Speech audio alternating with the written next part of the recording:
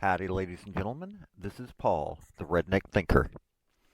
Thomas Jefferson said, if you want something you've never had, you must be willing to do something you've never done.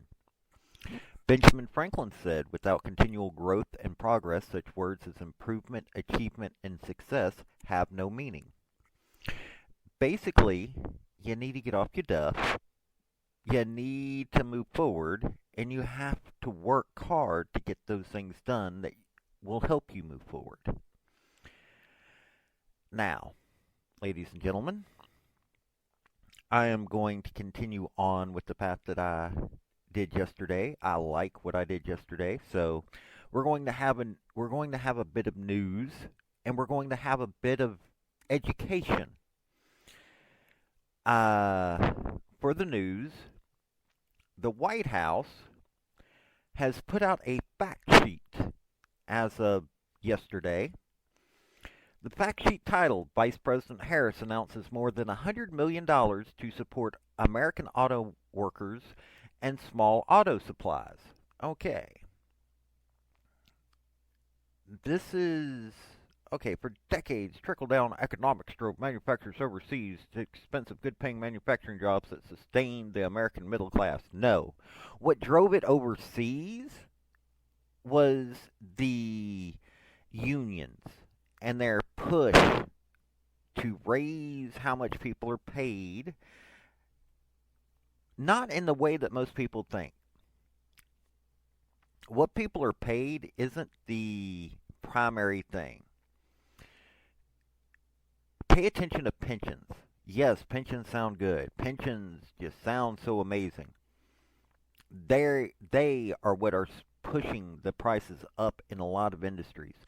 The airline industry, a lot of the reasons that the older companies are having problems is because they're paying out so much in pensions thanks to the unions that it's not the workers. The workers are bringing value. Paying out the pensions when a 401k would have done much better. The pensions have also almost bankrupted several cities. Matter of fact, the cities that did file for bankruptcy, take a look at how much in pensions that they're having to pay. Detroit, the amount of pensions they're having to pay. Birmingham, Alabama, all of these places. Take a look at the amount of pensions that are being paid out to these union employees or to just government employees. Pensions are harming the economy. Do I like the idea of pensions for people? Sure, it sounds good on paper, but it adds up. People are living longer. These pensions are crippling our economy. So, no, it is not trickle down economics. Trickle down economics actually makes sense. There are all kinds of stupidities that occurred when the economy was being set up in the 80s, but trickle down economics actually works. You have to go buy food. You if you have money, you're going to want to buy something a little nicer than your average car. These things do trickle down. The manufacturers going overseas are because the unions have created a whole lot of problems. The government liabilities cost a whole bunch of problems. Take another area to consider. Look at what all the government does and what it costs business for the regulations. And half the time, those regulations are like four and five different departments of the government are checking the same thing, and one may find something wrong. It's economic warfare against business. Okay, thanks to President Biden and Vice President Harris's Investing in America agenda since they took office, companies have announced more than 170 billion investments in electric vehicle and battery supply chain manufacturing, making the U.S. the global leader for EV manufacturing investment. And the U.S. auto industry has added 250,000 jobs after losing 90,000 jobs. They're stretching the truth so far on that one. Okay, so after telling the half truths and lies, Okay, more than $100 million in funding for small and medium-sized auto parts manufacturers to expand or retool manufacturing facilities. Department of Energy will set aside $50 million of its Automotive Conversion Grants program for partnerships with states to help small and medium-sized suppliers convert from manufacturing internal part combustion engine parts to manufacturing parts for an EV supply chain. This funding will maintain the domestic conversion grant's same focus on supporting retooling to keep good paying that why did they have that twice? Good paying and union jobs. Don't forget the unions in here because the unions pay so much money to the Democrat Party. Of course they've got to be mentioned. Okay, Department of Energy is the other one setting aside 50 million of its Industrial Assessment Center Implementation Grants program to help auto suppliers kickstart manufacturing diversification and conversion projects. And is covered under the President's Justice 40 initiative, which provides grants up to $300,000 to entities that have received Industrial Assessment Center assessment to improve facilities' energy and material efficiency, cybersecurity, or productivity, or reduce the greenhouse gas emissions. Okay, Small Business Administration will leverage its Small Business Investment Company program to catalyze millions of dollars in private capital for EV supply chain. Small Business Administration will establish a new working capital pilot program under its Signature 7A lending program to provide lines of credit to small businesses, including auto parts manufacturers and distributors, to support their domestic or export finance needs. Okay.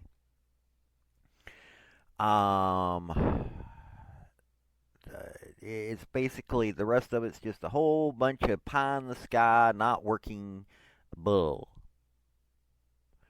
Okay. And you're going, well, why are you saying that it's bull? This is from PBS. We know how PBS has been lately. Jeff Bennett, I don't know who this person is.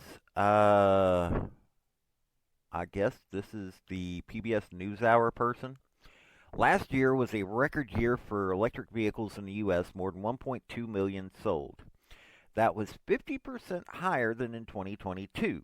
Yet, there are signs that demand for EVs appear to be slowing and may not quite be as intense as either automakers or the Biden administration has expected. To help us understand things here, we're joined by Jessica Caldwell of Edmunds.com. Let's see here. So it feels, Jessica, like the general perception of electric vehicles, in some ways fueled by media reports, is that the demand is slowing. The market is slowing heading into the new year. Is this narrative true? Jessica Caldwell, it is true. The thing is that EVs are still growing in sales. You look at EV sales, they are on an upward trajectory. It's just not as steep as we thought 2 years ago because I think it was easy to get swept up in new technology. It was very exciting. Sales were accelerating. Just doesn't work that way in the long run with the new technology. The more vehicles you sell, the harder people will become to convert. You start losing some of those early adopters that wanted to get in early, and more of the mass market starts to buy the vehicle. And those people are a bit pickier with their money and ask a lot more questions and will have a lot more concerns. So they're not keeping the EVs yet. Interesting. Okay, let's go over to CNBC. This is from this year, March 13th. EV euphoria is dead. Automakers are scaling back or delaying their electric vehicle plans. Automakers from Ford Motor and General Motors to Mercedes-Benz, Volkswagen, Jaguar, Land Rover, and Aston Martin are scaling back or delaying their electric vehicle plans. Though consumer demands for EVs hasn't shown up in the way executives had expected, sales of the vehicles are still predicted to increase in the years to come. A broad return to a more mixed offering of vehicles with lineups of gas-powered vehicles alongside hybrids and fully electric options assumes an all-electric future at a much slower pace, and it calls attention to the ambitious EV targets set for the years ahead. Go figure. Oh, and let's see here. One more. This is from CNN. See, liberal media is telling the truth about something because they're realizing these pie in the sky dreams are not all there. Okay, CNN. This is from February 26th of this year, 2024. How EVs became such a massive disappointment. Tesla has been slashing prices. Ford has just cut the price of its Mustang Mach E2, plus it cut back production of its electric pickup. I'm looking at this Ford Mach E. How is that a Mustang? Seriously, how is that a Mustang? The 80s Mustangs look better than this thing. And General Motors think about bringing back its plug-in hybrids, possibly taking a step back from GM's earlier commitment to shifting to pure EVs. And now the EPA is considering slowing down requirements for automakers to sell more electric vehicles, dialing back what had been aggressive plans to move away from gas-powered cars and SUVs. To be clear, the American market for EVs is not collapsing. In the last quarter of 2023, EV sales were up 40%. In fact, EV sales in the United States hit a record last year. No duh. If there hadn't been any EVs before that, yes, it would be considered. Oosh. I love, I love how they word things. Half truths and lies. Okay, Bloomberg New Energy Finance, for instance, is projected to sell 1.7 million plug-in vehicles in 2023, but only 1.46 million ultimately sold. So high prices, charging needed. There's continued lack of public charging. No duh. Credit confusion. So those are the reasons that they're claiming. Here's the thing, ladies and gentlemen. It isn't any of those things. It's the common sense thing of after you get done selling to cities, folks that, rednecks especially, that live where they have to travel hours at a time. When you have somebody in that's looking in Texas and saying, "I've got to go from Houston to Dallas." Now let's look this up. I'm going to look this up. Say somebody's got to go from Houston to Dallas, and people in Texas love driving. I love driving in Texas. A little warm at times, but it's, let's see here. Houston to Dallas is 3 hours and 30 minutes. That's not. You've got to get your vehicle charged when you get there, and let's not talk about the cold. Let's not even think about the cold. But let's go a little further into it. Here's this pie in the sky dream that Harris and Biden and their entire administration and the Democrats and all those folks keep pushing on us. And that's exactly what it is. They're pushing this on us. Let the market handle it by itself. But source of EV batteries. This is from EnergyX.com. Source of EV batteries. China currently dominates the global EV and EV supply chain market. So, if you're helping the electric vehicle market, you're helping China. But global governments are buying to secure their own supply chains. When it comes to the components that make up these batteries, they can be traced back to several countries. Now listen to this. Half the world's cobalt originates from the Democratic Republic of Congo. Remember that, because I am going to tell you about them here in a minute. While Indonesia, Australia, and Brazil make up the lion's share of global nickel reserves, and South America's lithium triangle, consisting of Bolivia, Chile, and Argentina, holds 75% of the world's lithium. Rising demand for lithium has also led to further explorations. This has uncovered new deposits in, listen to this one, Mexico, Iran, Afghanistan, and India. But the infrastructure to mine and process the metal is non-existent. Mexico, okay, fine.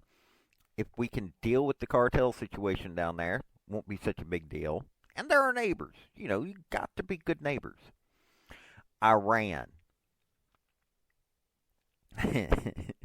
Do I really have to go into the just massive joke that it is that Iran would have more power via what materials they have in their country?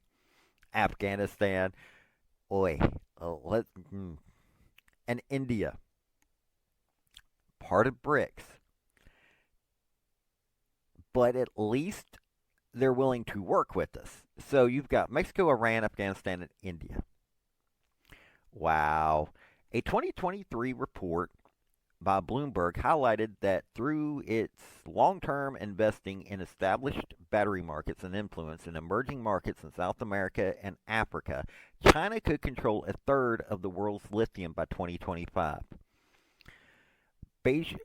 So basically, the American government has not been allowing. Yes, it requires a government on this one. Beijing's shadow has loomed ominously over major economies shifting to a battery-heavy technology, and its dominance on markets is leading countries like France to create fully integrated supply chains from mine to battery that could curb reliance on China's services. Okay, Energy X, the company that I'm reading this from, has actively sought to implement a similar integrated supply chain in the United States, where lithium products are still too low to meet the domestic demands. Seriously, you've got some major fun in this one. So, let's look at the Democratic Republic of Congo. Now, I'm not saying that the country is not attempting to be better.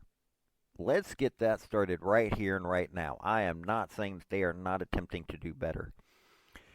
But, okay, here's from the UN. This is actually 3 reports, but I'm only going to cover what's going on in DRC. The camps were in neighborhoods. Okay, internally displaced people account for at least 12 of those killed and 31 injured when their camps were shelled by M23 rebels in Eastern Democratic Republic of Congo, according to UN peacekeeping mission in the country, MONUSCO, on Friday. The camps were in the neighborhoods of Lac-Vert and Magunga, near Goma, the provincial capital of North Kivu, which has seen a sharp uptick in violence in the past few months. UN Deputy Spokesman Farhan Haq, H-A-Q, don't know how to pronounce that correctly, told journalists at UN headquarters in New York that the situation around Goma continues to remain very tense, with at least 11 incidents involving explosives reported since February. Bintou Keita, Special Representative to the Secretary General for DRC and the head of MONUSCO, condemned the violence against civilians and called on all parties of the conflict to adhere to international humanitarian law and protect civilians, Mr. Hack added. The escalating violence in North Kivu in the country's east has triggered a mass exodus to Goma, which hosts over 500,000 people who have been displaced. Despite the volatile situation and insecurity, we have partners continue to provide assistance. He said that 2024 humanitarian response plans seeking $2.6 billion is only 17% funded at $430 million. Fully funded, the plan aims to provide 8.7 million people with humanitarian assistance and protection. Here's DR Congo.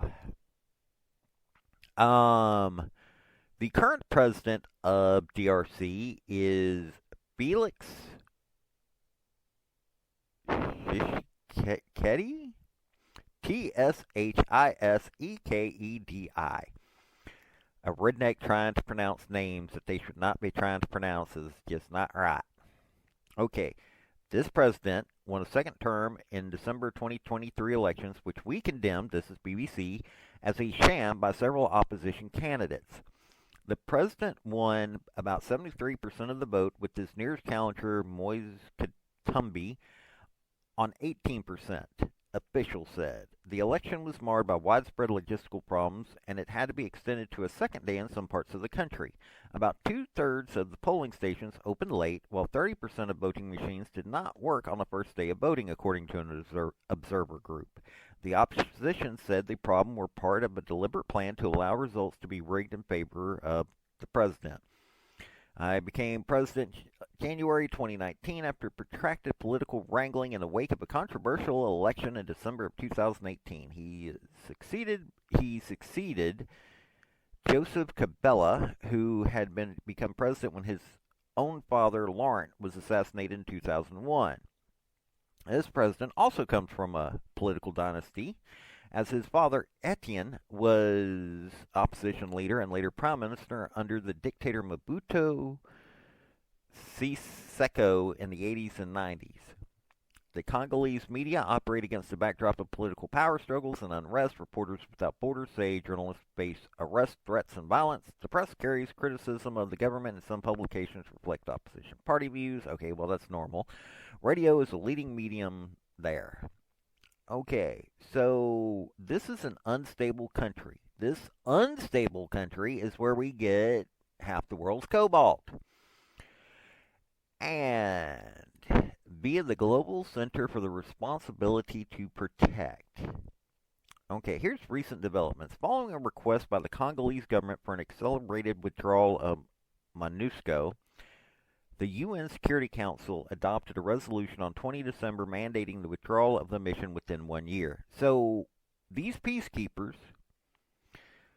are what's keeping the peace in a nation that is fighting it among itself. Okay, this M23, okay, is ongoing fighting between M23 and FARDC, supported by a coalition of local militias known as Wazalendo, has killed or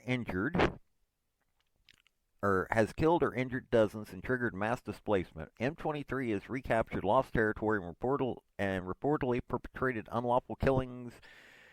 Yeah, I'm not going to say that word. And other alleged war crimes. In mid-December, troops began deploying in North Kivu as part of the Southern African Development Community Mission in DRC.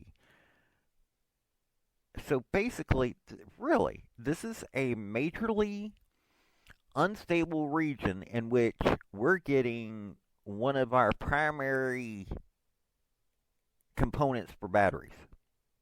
That's good. That's what we need. Because you know as well as I do that when you go into a country like that is that unstable, you aren't making it stable by throwing around money. You're making it more unstable. That's the way of the world. Oh, and we might be relying on Iran and Afghanistan for part of our lithium needs. Okay, Bolivia, Chile, and Argentina aren't that big of a deal. But Iran and Afghanistan, really? Not to mention, China's controlling a lot of this. This is what... How about we figure a way to get away from China without focusing on countries that are about as stable as setting... Well, as about as stable as the Democrat Party. Let's just put it that way. Okay. You've heard all of this. So this is what we're dealing with on the EV market. But that's something that we need to fix. Okay, ladies and gentlemen. I am going to do the education portion. I wanted y'all to hear from Patrick Henry today. This is from a speech he gave June 7th, 1788. And I thought this was pretty apropos, and I'm going to read one of the paragraphs, and it's a little long. Well, okay, I'm probably not going to read all of it. But I have said that I thought this consolidated government, I will now prove it.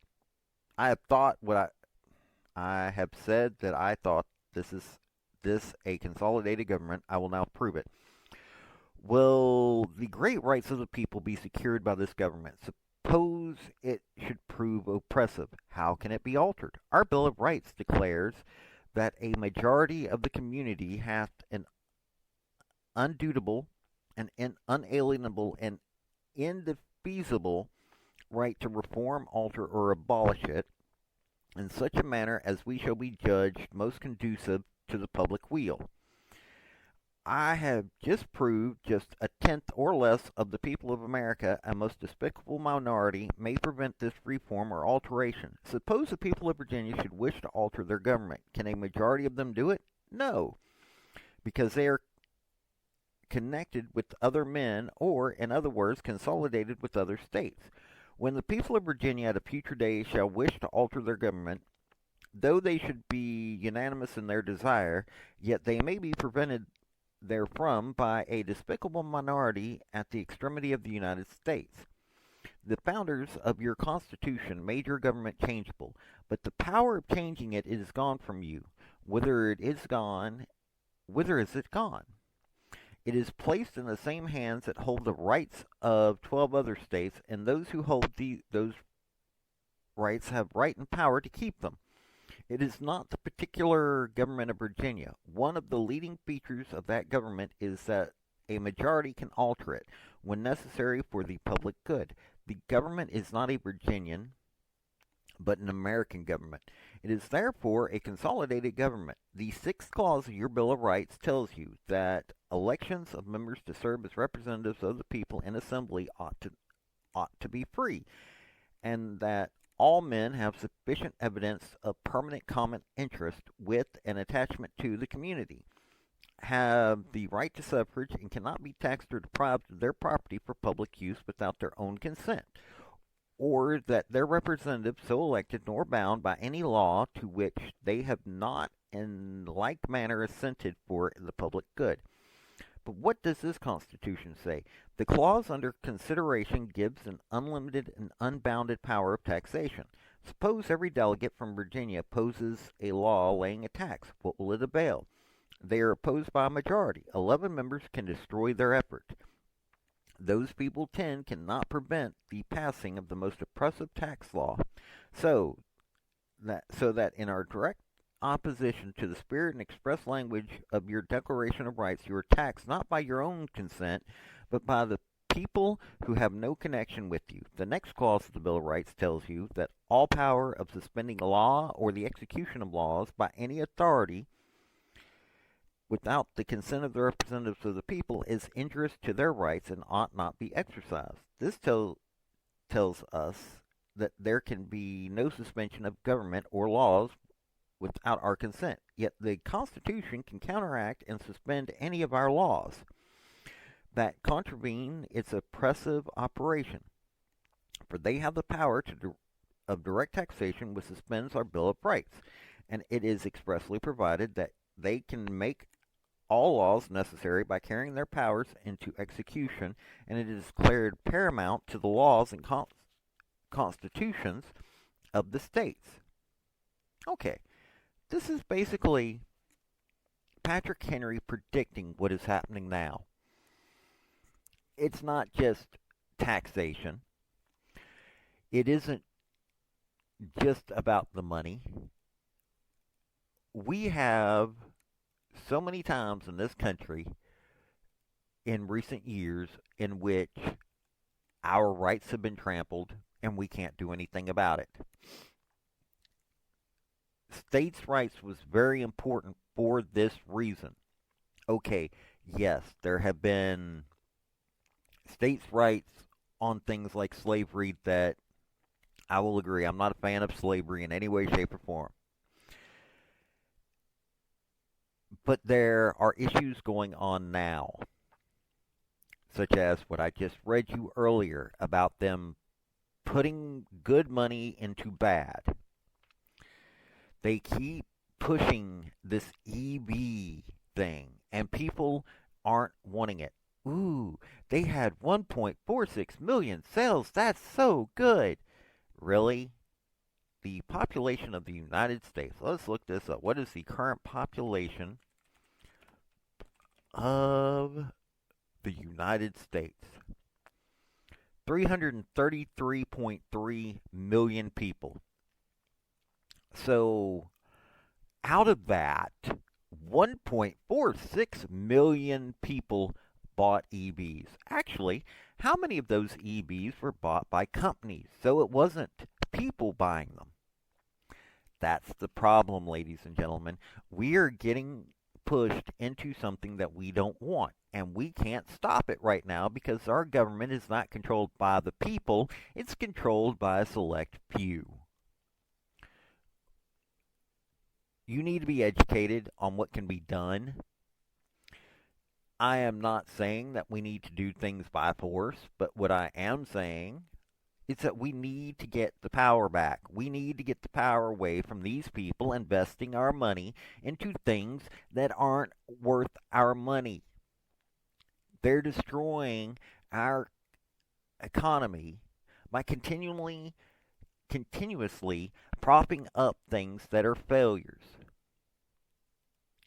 It needs to end, and the only way that it can end is if we start putting our foot down, if we start working together to stop this.